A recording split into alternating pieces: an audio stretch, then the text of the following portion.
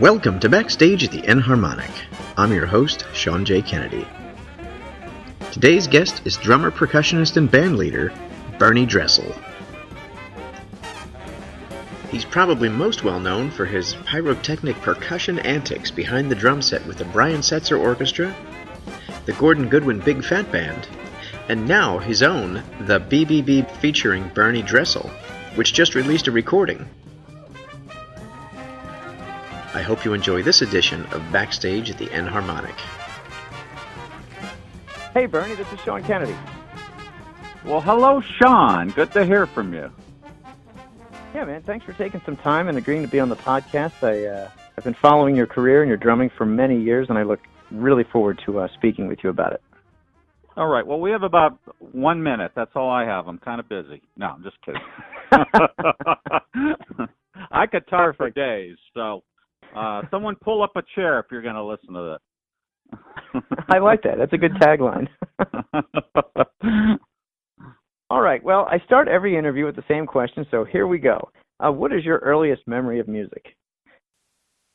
It's interesting what you really remember or you think you remember from seeing a picture or hearing people talk about it. So kind of a couple things. There's two memories. One, of me being in the back of our 1959 black convertible Cadillac, and being in the back seat and pounding on the seat to the music my parents would be playing on the radio. And the radio would be on because, and why we'd be in the car, you used to go for Sunday drives. No one cared about the 20-cent gas prices per gallon. And so we would go on Sunday drives, especially in the Cadillac. But there I am pounding on the seat to whatever was on the radio, and my parents probably looked at each other and said, "He's a genius. Look at him go." So that's my earliest memory of the radio, and I kind of remember that, but not vividly. What I do remember way more vividly is when I'm 2 years old.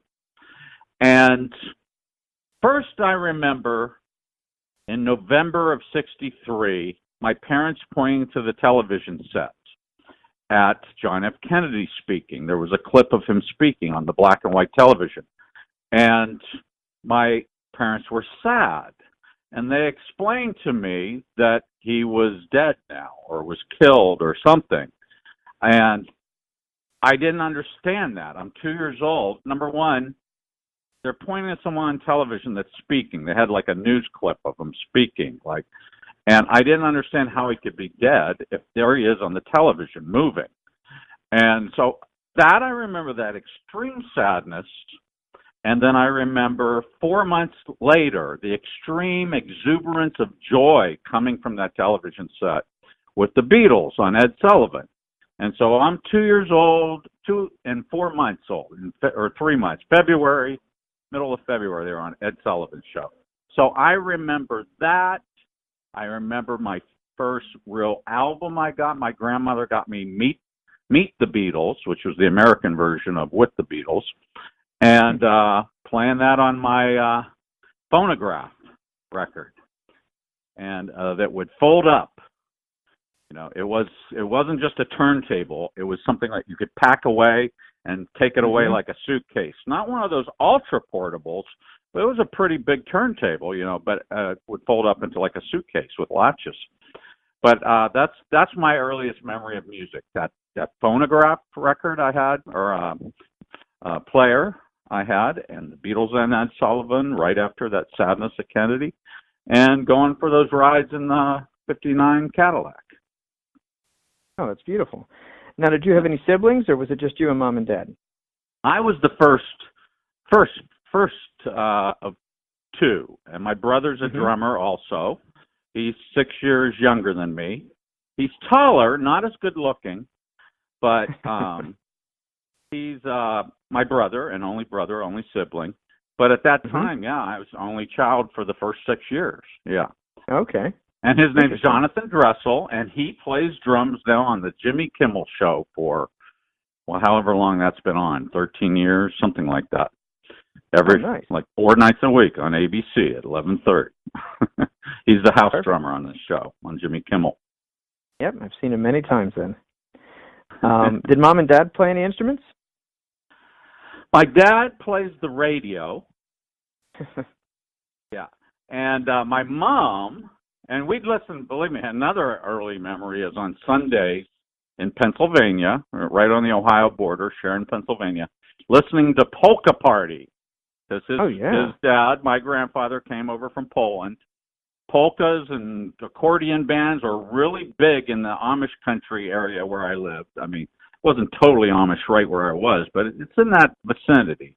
But polkas were, 1964 to 75, Polka Party, polka wedding bands, etc. So I heard a lot of that through him, and which isn't that far away from that rockabilly train beat, really. But that I ended up playing with Brian Setzer later. But my mom, on my mom's side of the family, there was a lot of like porch music, I'd call it, hillbilly music. My mom was kind of semi-pro. No, not semi-pro. She was amateur singer, meaning never got paid, but they would play and perform, and they'd be on some radio shows sometime, her and her couple of brothers. But so there was guitar, Hawaiian guitar, which is kind of like a pedal steel, and T-chest bass, like in there, and her family.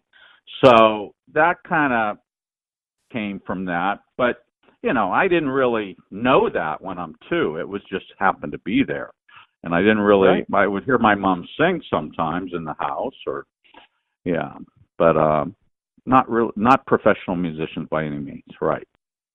Okay, yeah, and I can back you up on that polka stuff because years ago I went out to a Punxsutawney to see the groundhog, and with my wife and children, and we're driving around, and I couldn't find any music, and I kid you not, there were at least 3 stations playing polka as we were driving around out there. So still happening. Yeah, I've never seen the groundhog come up in Punxsutawney except on the movie Groundhog Day.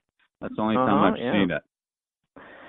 Who could have imagined that our interview would have started with your earliest memory and we got to a groundhog? But I digress. Let's go back to your formative years and some music. So, through grade school, middle school, high school, I guess you started taking lessons at some point. And just describe the environment when you were in school, middle school, high school. Did you have aspirations of going to college for music? Where were you, like as a 12, 13-year-old kid, mentally? Yeah, and I'll try and do the abridged, if that's the right word, edition of speeding up that that's a lot of years for me because the story would start when I'm 3, really. My dad trying to take me in for drum lessons then. Like I was like he had bought a drum set for me probably when I was 3. I mean, first we got those toy drum sets that were like from Sears and Penny's that at the time they used to have paper heads. I mean, literally paper, thick paper, cardboard, whatever. Not even cardboard, thick paper. They weren't plastic like the toy drum sets today were. So these didn't last very long. You'd go right through them, bashing through them with a stick. But yeah, from playing at my grandmother's house on pots and pans with wooden spoons, that was happening. And those drum sets were the bass drum's taller than me because I'm 3 years old. Right. They tried to take me in for lessons at Mark's Music in Farrell, PA. They're still there this day. How many years later is that? That's 1965, 35. Do the math. 30 work. Well, we're past like 50 years there. Right. 50-some years, yeah. I think they're 65 years now they've been around. Anyway, they moved to Hermitage, PA. They're still going strong as literally a mom and pop music store. But took me in at 3. They said, he's too young, bring him back later. Dad took me in at 3.5 and 4. Same story, 4.5, something like that. And finally at 4.5, they go, okay, we'll give him a trial lesson. So I was pretty quiet child. I wasn't jumping around all over the place. And I guess I was somewhat focused because of my shyness or quietness. And I would take direction very well. I wouldn't just go off and on my own thing and, lose focus. And so the lesson went very well because of that. And the teacher kid, you should have brought him in earlier. But so I started formal lessons at 4.5. They got rid of the drum set then. They said, no, but we're just going to do hand stuff on the pad. Eventually I got a snare drum from Santa, but again, more hand-based, not drum set. Finally at 8.5, okay, Santa's, I really want a drum set 4 years after taking lessons. And so Santa brought a drum set, an Olympic Premier Blue Swirl, 20 by 12 bass drum, 12-inch, 16-inch toms.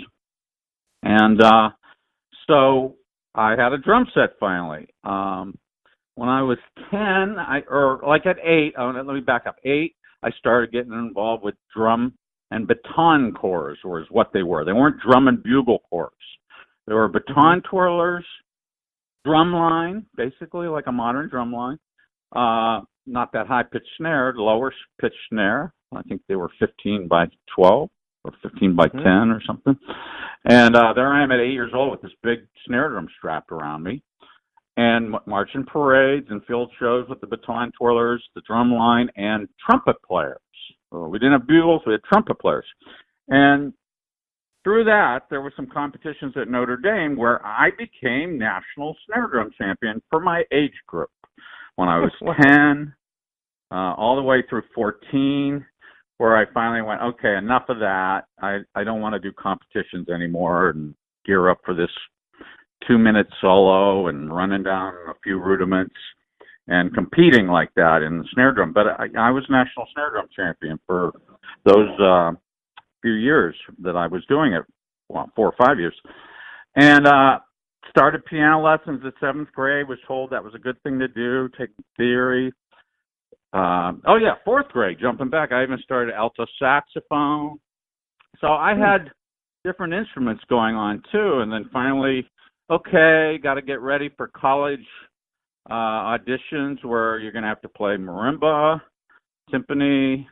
And so I was already playing timpani and snare drum, obviously, would be on that audition too. So we bought a marimba, or vibes first, then bought a marimba, and was starting to get my mallet playing together so I get ready for college auditions. And which I auditioned at Eastman School of Music in Rochester with John Beck teaching there. Wow. Cincinnati Conservatory of Music, where Alan, I think he still teaches it there to this day. Alan Oddie from the Black Earth Percussion Group was in residence there. From what I understood, though, Eastman had a better jazz ensemble program, or at least a more known jazz ensemble program. Let's just say that. I don't know enough about Cincinnati to make that comment on them. But and then I also auditioned at Youngstown State, where that whole time I was studying privately at Mark's Music, my teacher, Bob Bedell, was my teacher until my senior year. He moved away to go teach at some college or move away. I forget exactly what he was doing. And he was the timpanist in the Youngstown Symphony Orchestra for many years. But he moved away, so I started studying with the teacher at Youngstown State University, Joe Parling, for that critical final year to get the auditions ready. And so prepared for that. I got accepted at all 3 places. Youngstown had a great jazz ensemble program at the time, but I really wanted to go to Cincinnati or Eastman, and I got accepted both, and ended up going to Eastman for music education degree and performance degree, a double degree. So there, I guess in a nutshell, trying to say how I went from one to the other, skipping over a lot of things, bands I played in, et cetera, at a young age, where everyone's older than me, whether it's jazz ensemble or a band put together in high school where we did high school dances and played more pop music and funk and Zeppelin and the Pennsylvania polka, if they wanted it. Of course, it's a must.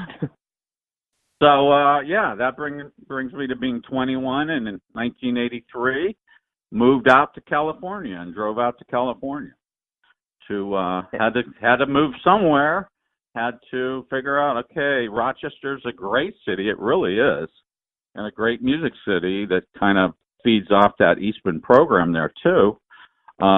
Good music in the schools programs and where I did my student teaching. But wanted to move to either New York, LA, Nashville. I didn't think I wanted to do that. I had heard Dallas was maybe an up-and-coming city for jingles, and Chicago obviously had a big jingle scene, a big city. New York was closer, but ended up moving out to Los Angeles because one of my better friends that I did a lot of playing with, a bass player named Rick Shaw, who later we played in the Letterman together. We played in Gordon Goodwin's Big Fat Band together for many years.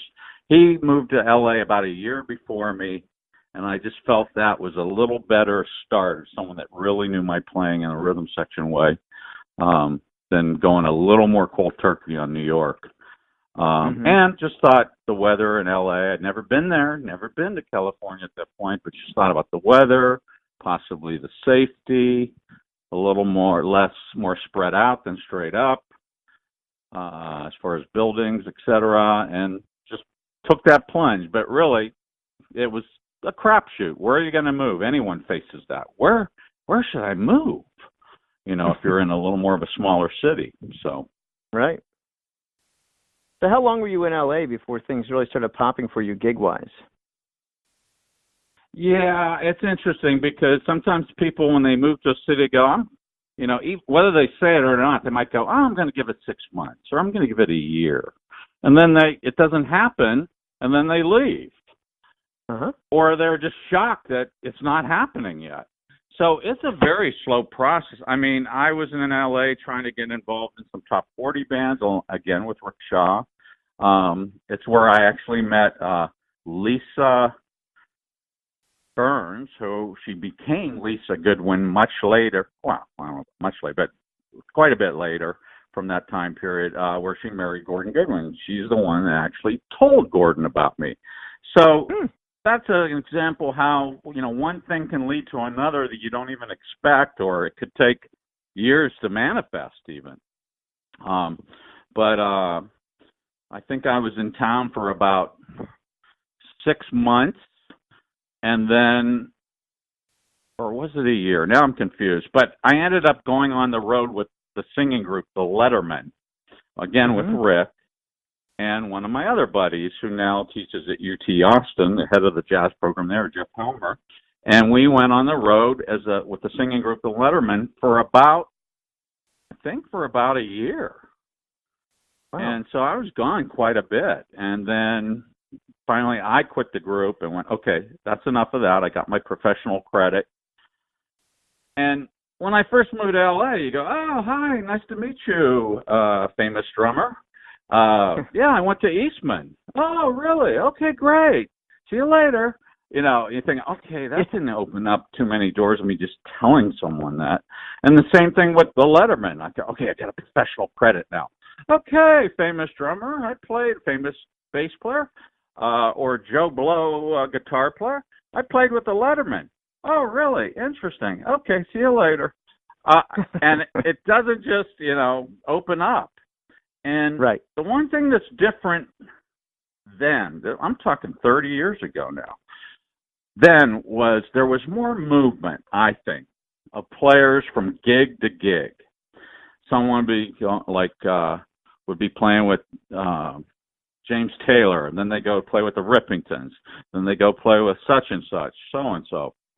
Now, when there's many more players wanting gigs that aren't there. Even more so now. And so players are a little more reluctant to give up a gig and quit a gig. Or they don't overlap as much. So I think there's less movement now, which means it's harder to break in, even harder than it used to be, and it was hard enough before. Sorry for the bad news. But then again, if you're great, that greatness will find its way. You just have to give it time. It is not an overnight. You jump in and people welcome you, and with gigs. So it's a tough thing, you know. And that probably goes. I mean, it would definitely go even in not the music business. A lot of people go on to college, come out of college with a degree in such and such. Okay, you're out of college now. Now what? Oh my gosh, right. You need to get work. And there's not necessarily the jobs there in any profession, let alone music. So it's a tough thing. So you really have to want what you're doing. Wait it out with, really trying your best to be seen, meet people, try to work your way up the ladder from doing, bad gigs all the way up, try to move up that ladder.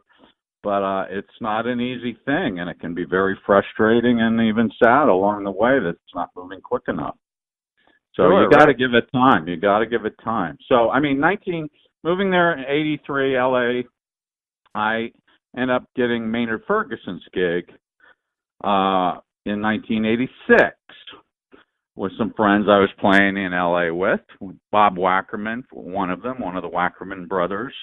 I think maybe the only Wackerman brother that doesn't play drums. He played bass, and we played with Maynard's band together. We became roommates in L.A., but I only did Maynard for 9 weeks because a gig opened up. Some guys stayed on that band for a year, 4 years. I did 9 weeks, one tour, and then because I had the opportunity to do a musician gig in LA for a television show, called Our House. So this is beginning of 87. And started doing that, where drum set and percussion. So I think you mentioned like what led to what. So my college degree and me playing classical music all those years and drums led to them needing one guy that did both on that particular show. And to this day, I'm still kind of that guy where I do both on film scores, TV shows like Family Guy and Simpsons, American Dad, movies. What did we just do? Planet of the Apes, a couple of those, a couple of Star Treks, Star Wars, the Pixar movies like Up. I'm fortunate enough to work with the great composer Michael Giacchino on a lot of those. Wow. Different things. Minions, Despicable Me 2 and 3 or whatever. So I say, sometimes I go, oh gosh, I hope I can remember, because some of these come and then bam, they're gone. Like just did Spider-Man Homecoming, which is a really cool odd drum set I used on that of weird drums, not standard drum set sounds. But so along the way there, I'm playing drum set on a lot of those shows or movies, but then I move over into the percussion section. Or it could be only percussion or only drums. So, my schooling and along the way playing classical music, jazz, big band, funk, rock, pop, it's all come together where that's what a studio musician, the ones that will work the most are the ones that will be the most versatile, that they know they could call you for just about anything. Or suddenly there's a cue that is something different out of the ordinary in it. I remember having to play tabla once on The Simpsons. And I'm going, gosh, I hope they don't hear this in India. Because I'm not, tabla can be a lifelong study instrument. It is. Sure. So to suddenly go, oh, yeah, put a little tabla on this. It'd almost be like someone say, hey, could you play tuba on this one?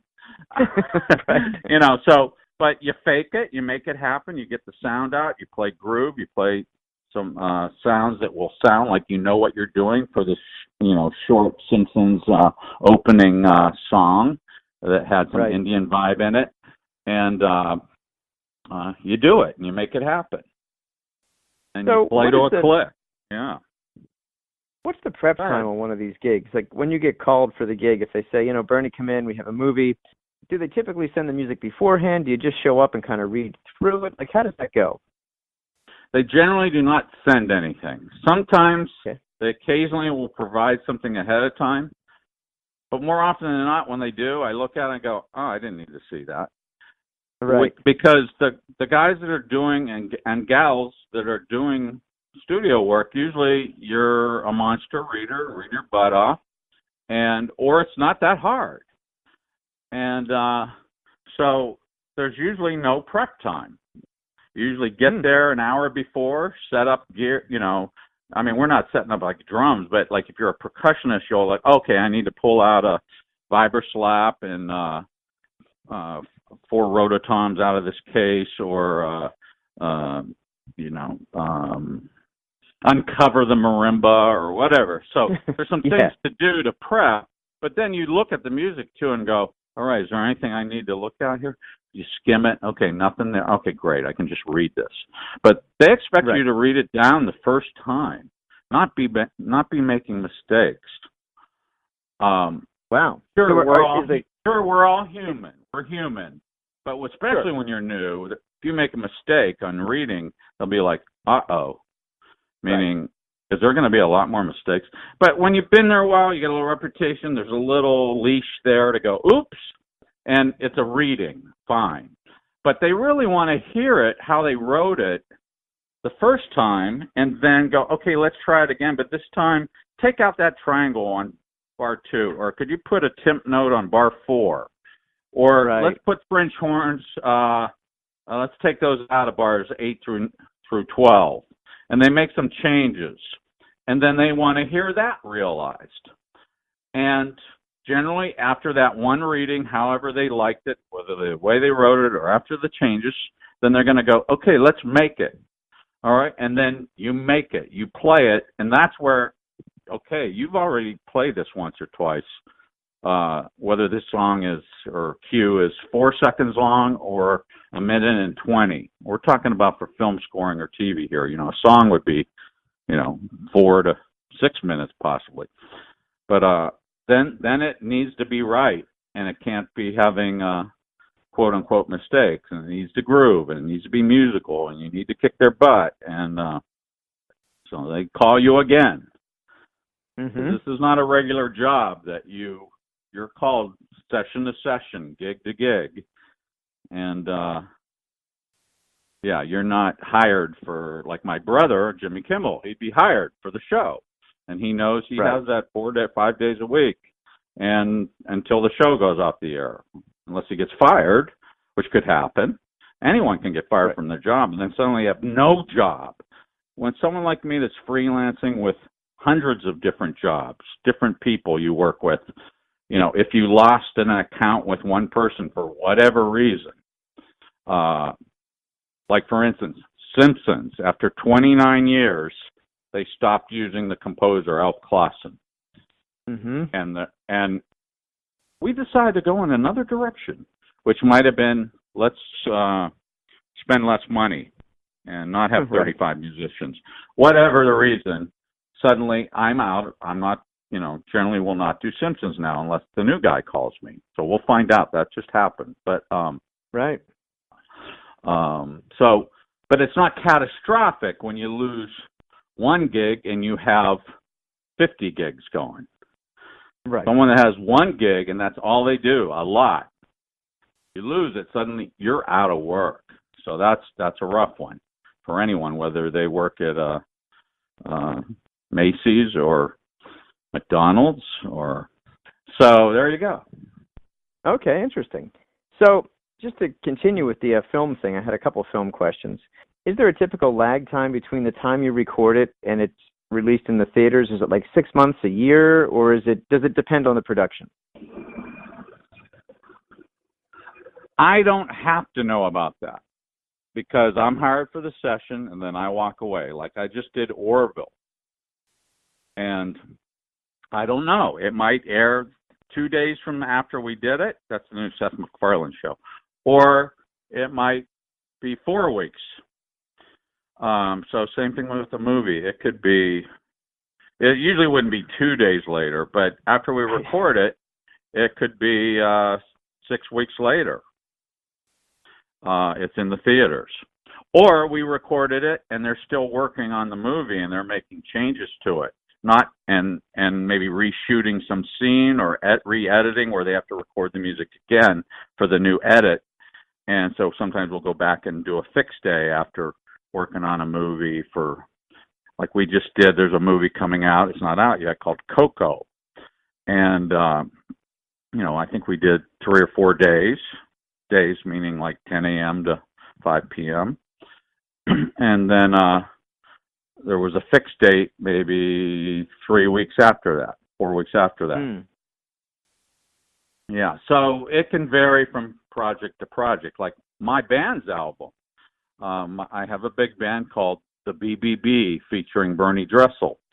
And after playing with the Brian Setzer Orchestra for 15 years, which was a big band but more rockabilly swing, and then doing Gordon Goodwin's Big Fat Band, which is a big band and contemporary big band, I'd call it, different grooves. I started my own big band a couple years ago, and we have a record out called Live and Burnin'. And we recorded it live in, I think it was April. And by the time in recording it live, there's no fixes to do. There's only mixing and release it and get cover artwork and all things like that. And there were some delays in like artwork and things like that, that when we finally released it in September, so May, June, July, August, September, that was 5 months later. And that was after mixing, we mixed it during that time. We actually mixed it in stereo, 5.1 and 9.1 surround, which is very, like hardly anyone has 9.1 yet. But a lot of people have 5.1 now in their homes for movies. So the album Live and Burnin' is available on Blu-ray in that surround format, or CD and stereo.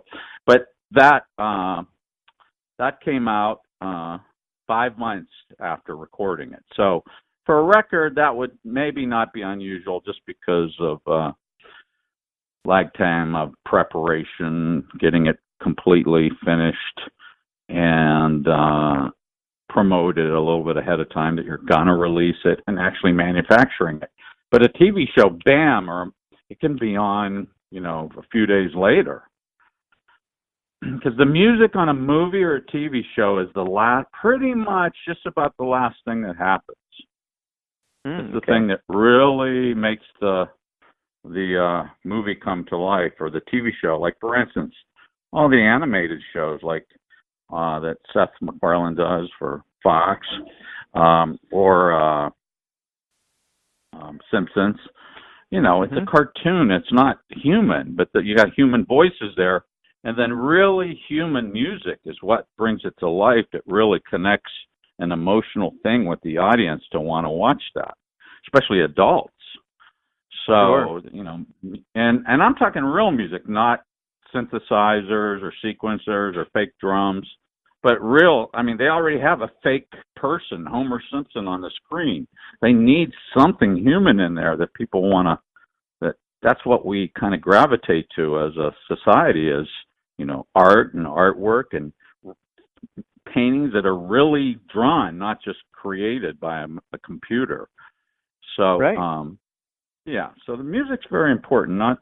More important than society now, which has been a devaluation of music and art in general, which is, that's got to change. It needs to come back as far as the people realizing that it is important to their lives and our culture. Because without that, what do we got? Bad news from on the television. So to encourage all my listeners, they should definitely pick up the new record. I picked it up about a month ago, I guess, right when you released it, and it's fantastic. Terrific. Now, did you get it on CD or what was I got or digital download?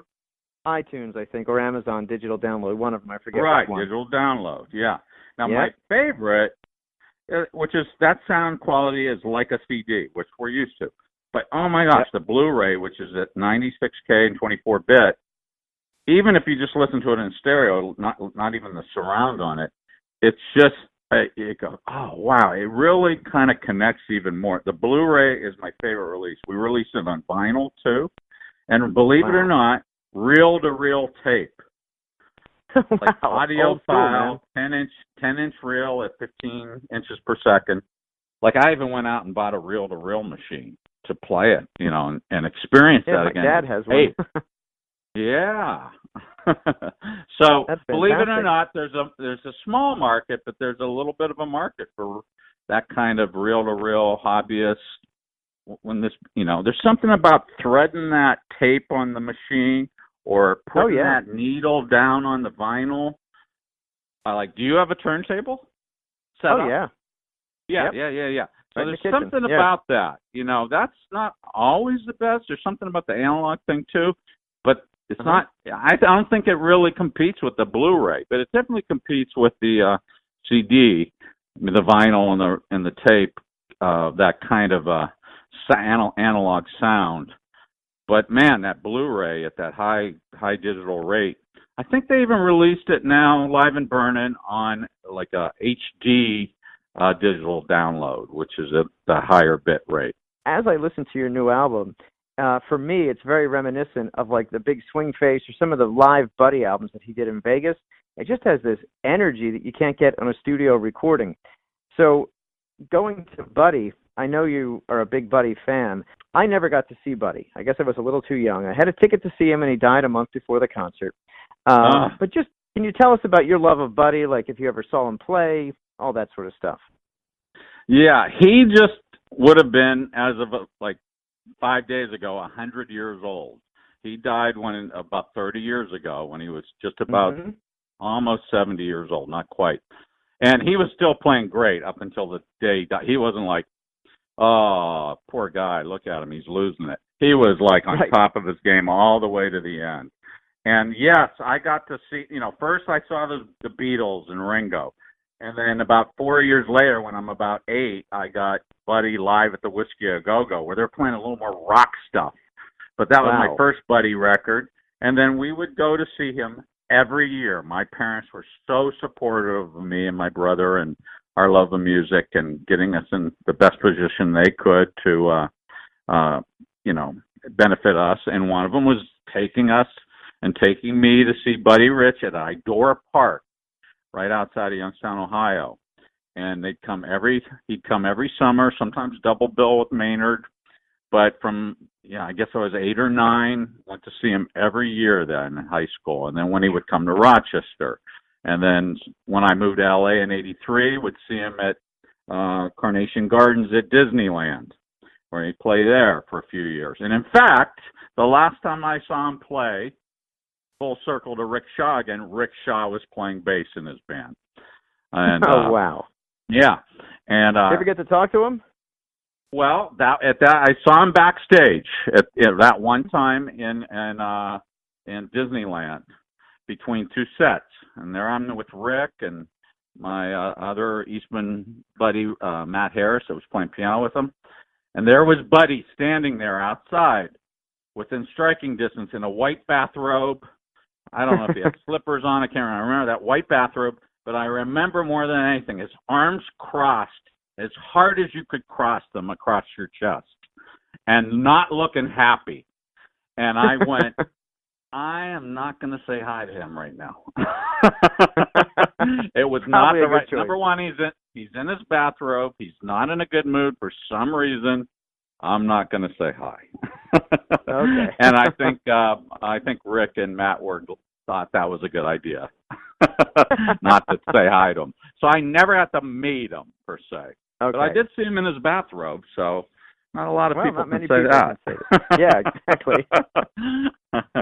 But I have a big love for Buddy.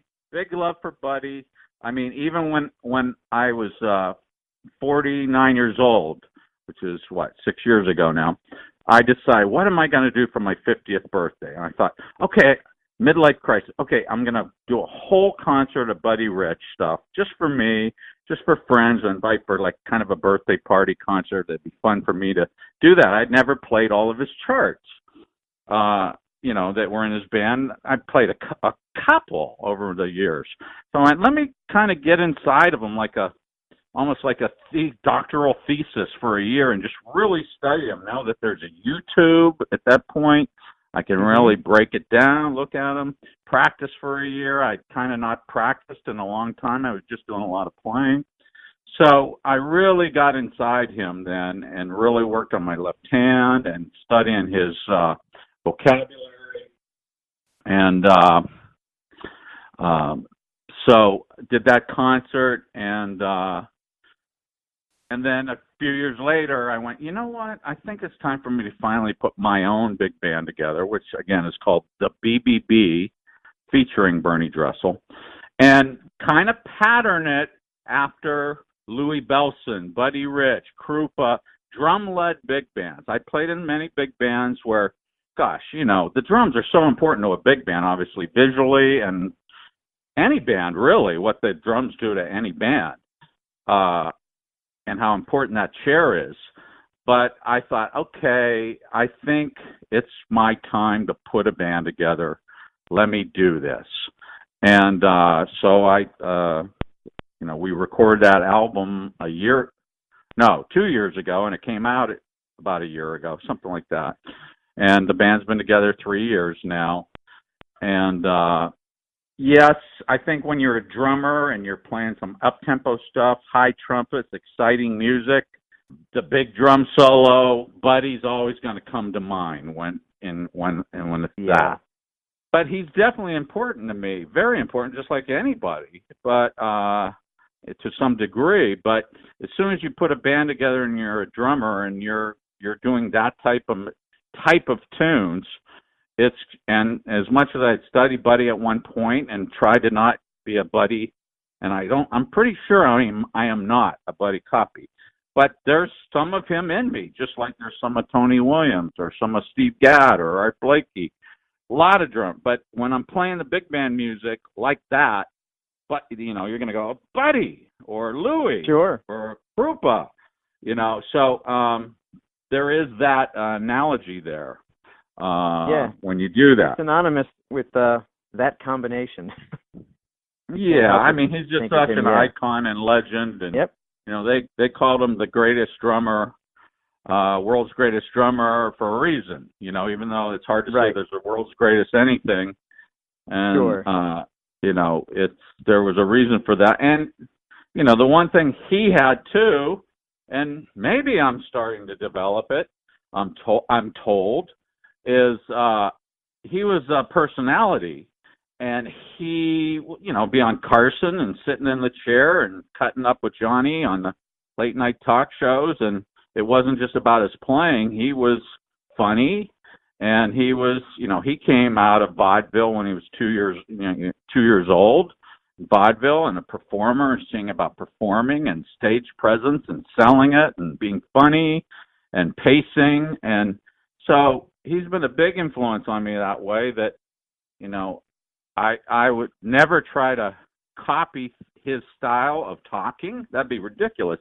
But, you know, I think I'm me, and I guess I'm told I'm funny sometimes on stage, and pacing's good, and the feeling is good, and I try not to overtalk. It's all part of the show, and try to pace that well so I'm not overtalking or undertalking. Yeah. Yeah, so another legend. Probably just two more questions, then we can wrap it up. Mm-hmm. As I was skimming through your bio and all your credentials, of course, things that are meaningful to me are going to pop out first. So the one TV show I saw that I just wanted to ask you about was the Frank Sinatra 80 Years My Way. I had some credits for that. I love Frank. I got to see Frank in concert, actually, before he passed. You know, I've gone to Hoboken, where he was born. My kids are fed up with me and Frank Sinatra, but I love all this stuff, and I play with a Frank Sinatra band. So what was that TV special like? Did you get to interact with Frank? Like, what was that all about? And there was no interaction with Frank in general, I'd say. He showed up. So people know what this concert was. It was a television show, 80 years, Frank Sinatra, 80 years in music. So I guess he was 80 years old then. And he attended, sitting in the front row, and all these different celebrity musical acts, whether it was Paula Abdul or Bruce Springsteen doing, I think he did Lush Life, or what's his name? Oh gosh, now I can't think of Bebe Bopalua. What's his name? I can't think of it. But Little Richard. Oh yeah. He did I Feel Pretty or something or something. No, he did that Old Black Magic. That's right. He did that Old Black Magic. So they were all singing tunes that Frank Sinatra had sung. And Frank looked a little pained at times hearing people's versions that, these shows are meant to, get viewers, not like they're not getting like Mel Torme up there. These are all pop stars, like Hootie and the Blowfish, the whole band literally doing Fly Me to the Moon. My God. So some things were better than others, but they were supposed to celebrate him through that. And so it was great to be a part of that. Say it again. Was it a house band you were in? It was a house band. But I believe like when Hootie and the Blowfish might have played, I might have just played tambourine on that because their drummer was playing. I see. Yeah, but sometimes it'd be like, and I think when Springsteen, I think it was Lush Life he did, but it was notable that it might have been only had 4 chords where the original tune might have had 10 chords or something. And but he did it solo, just him and the and guitar and him singing, So we didn't back him per se, but we're on stage. So there were different moments of really getting to play and other times being subservient to the artist. But Frank finally came up at the end and sang joined in on My Way, not just him singing it alone. He was getting a little frail by then, if I remember correctly. So I think we all kind of helped him. All the people kind of helped him even get through it. I mean, it was that point of his life, or he was not performing. And so, but they brought him up for that final My Way.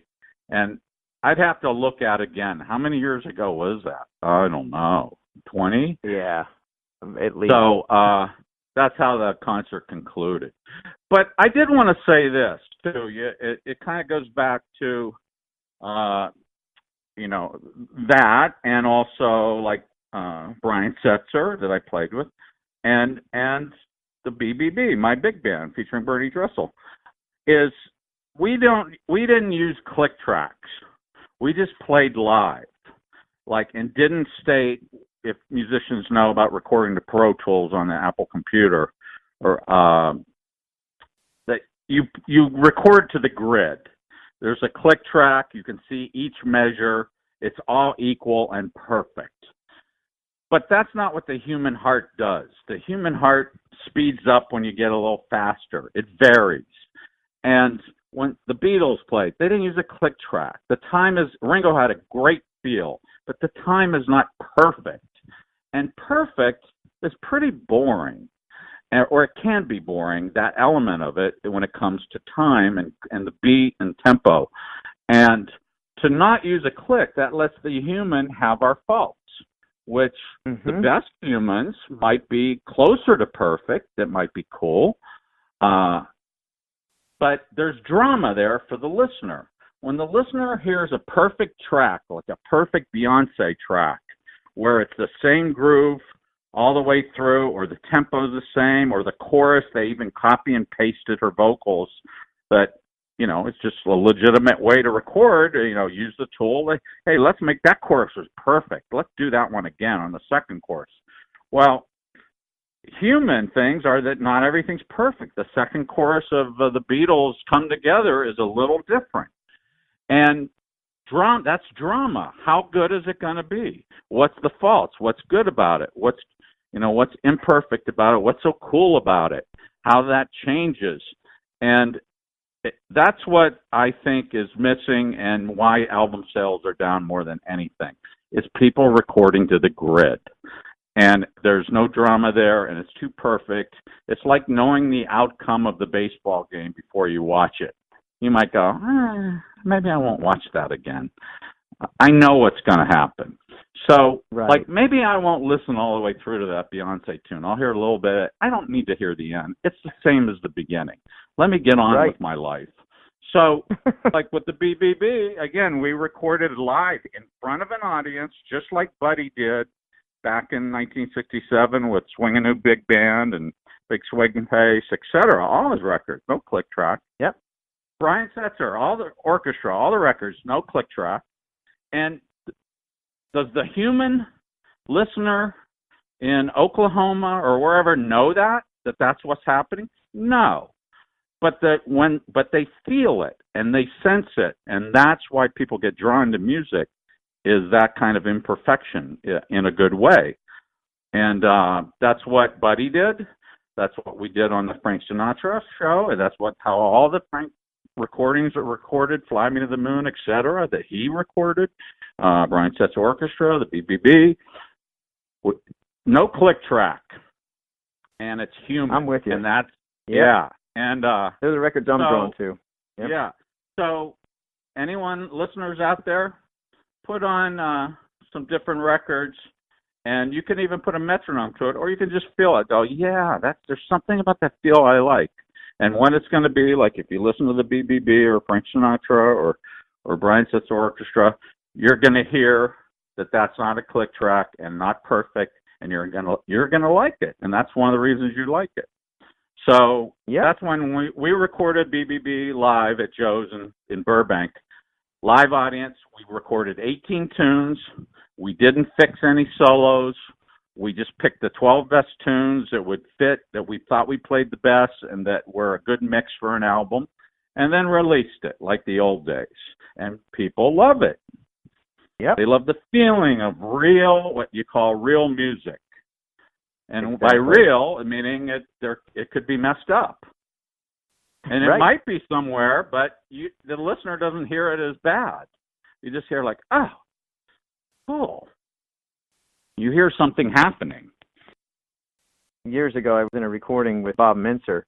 We were listening to a playback of something that we all had just done. We're just standing there listening. And then I think the engineer said, oh, Bob, did you hear this? And he goes, yeah, you know what? Every good album has a little fuzz on it. Just leave it alone, man. I was like, that was a great line. Exactly. It's so easy to fix everything. And, just like plastic surgery, let's fix that wrinkle. Or let's fix that tooth. And you lose the character when you do that.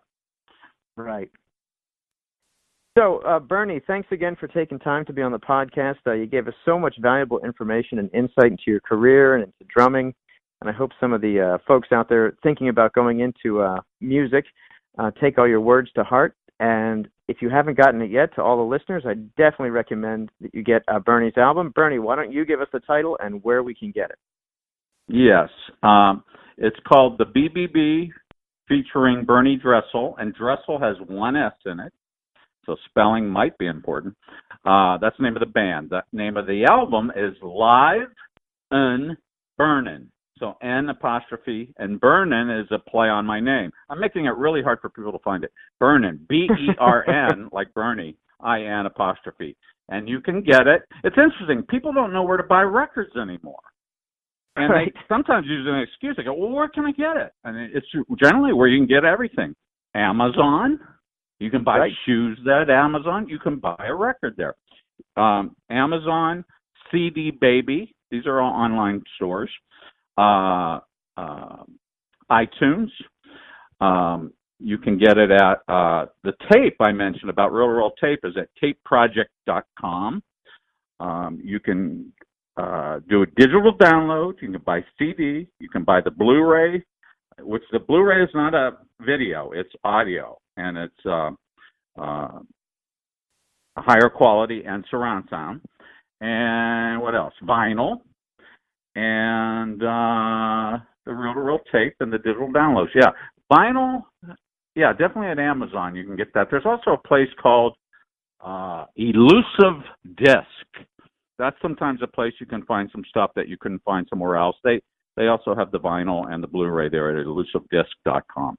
But yes, everywhere online. Those are the places to get it. You will not find it on Spotify. Oh, perfect. We're not giving it away for free. Yeah, we're not giving it away for free, or we couldn't make the record. I'm not quite sure why people put the record on Spotify at all.